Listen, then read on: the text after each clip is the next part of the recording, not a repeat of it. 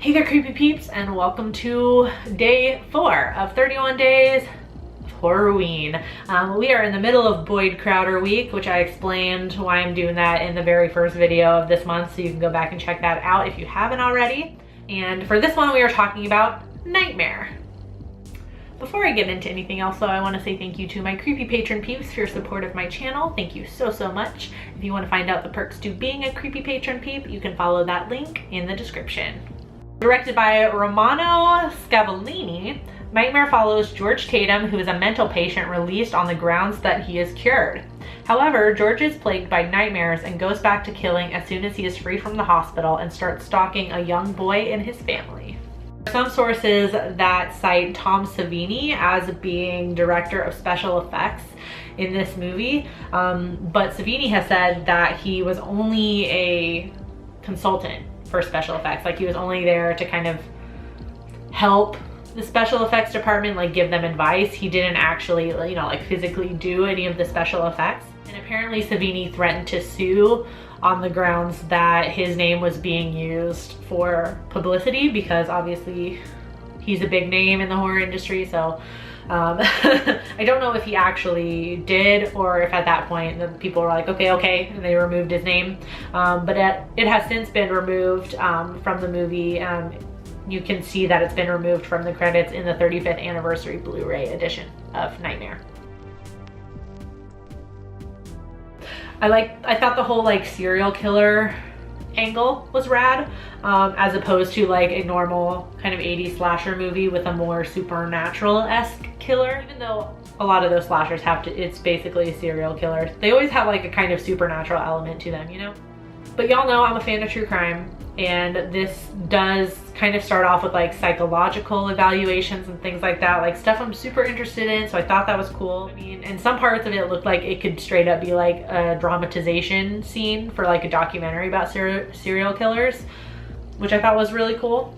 Along that kind of same true crime serial killer thought, this movie does bring up themes of like nature versus nurture, because spoiler alert, you find out that the young boy that George is stalking, CJ, is actually his son, and that family, you know, CJ's family is his family. At the very end of the movie, when it's revealed that George is related to them, CJ does this really creepy thing where he's like kind of looking into the camera, like breaking the fourth wall, deadpan, and then he smiles, and then he goes back to like that deadpan face again to end the movie. And it's like, you know, supposed to be really creepy, like, oh no, he may have inherited some of the serial killer tendencies, I guess, which you know, people debate this back and forth, but I like that it kind of throws that into question, and I guess like with the ending it kind of answers the question for you, that it would be nature, not necessarily nurture, because we're understanding that George has been away from the family for a very long time,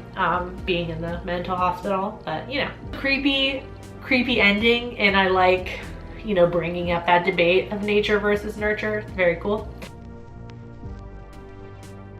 That being said though, the beginning of this movie was mad confusing. Like I think it's supposed to be like some sort of nightmare sequence, but it keeps flashing between like a nightmare sequence and like George in the hospital, and there's like these like title cards that keep flashing up in the screen, and I don't know if we were supposed to be going in and out of a nightmare, but there was nothing visually that signaled we were in a nightmare. You know, normally sometimes for movies they'll signal it by like making the edges of the screen fuzzy or something like that, and we, you know, visually we're just like, oh, this is a dream sequence or something like that. There was nothing of that to kind of signify that. So I don't know if it was a dream sequence or not, but some of it felt like nightmarish, like, and it's called Nightmare, you know, like he has nightmares, that's part of his character. So it was very confusing beginning, and I didn't even really start understanding what was happening like timeline wise until the title card that showed like day 1. There's title cards that come up throughout the movie that's like a first day, second day, which is like his first day out of the hospital, second day out of the hospital, that sort of thing. I didn't even understand I didn't even start understanding where we were like timeline wise until like the first day, which is a good couple of minutes into the movie. And this is definitely a personal thing. I mean, all reviews are personal things, but this is just, you know, a personal dig. This has nothing to do really with the merit of the movie, but I figured out that the Tempers, CJ's family, were George's family early on.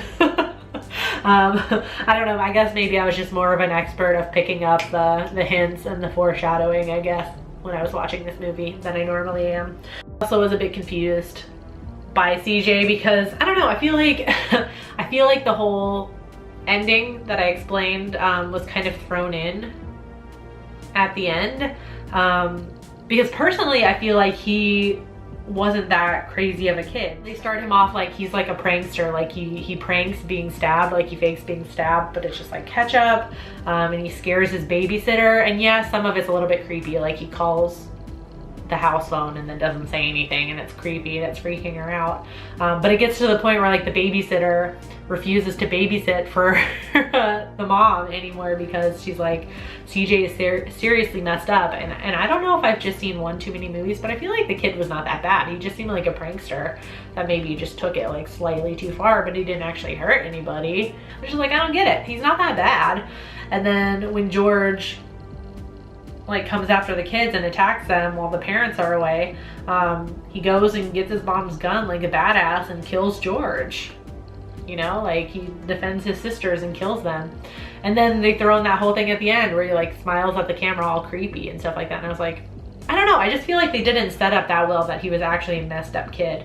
And it was just like random, like at the end, like, oh, he's actually a serial killer like his dad, or he's gonna be one or something. And I was just like, I don't know. I also feel like the doctors and I guess like the detective, I guess he is, the guy with like the kind of oddly high-pitched voice with the very convenient computer that gives him all the answers. That guy, I don't know if he's a detective or a doctor or what. I feel like they were kind of just randomly thrown in there. Like having the doctor there and I guess the detective or whoever he is makes sense at the beginning, but then at the movie they're like but then kind of towards the end of the movie they're making this big deal about finding him because he's starting to kill people again. But then they don't ever really show up at the end, and it's like CJ just kind of takes care of it and kills George, and I was just like, what's the point of showing all that? Like they don't even show up at the end, they don't even do anything at the end. I don't know, that's just like nitpicky stuff though. So was Nightmare worth it? Meh. I feel like it could have been good.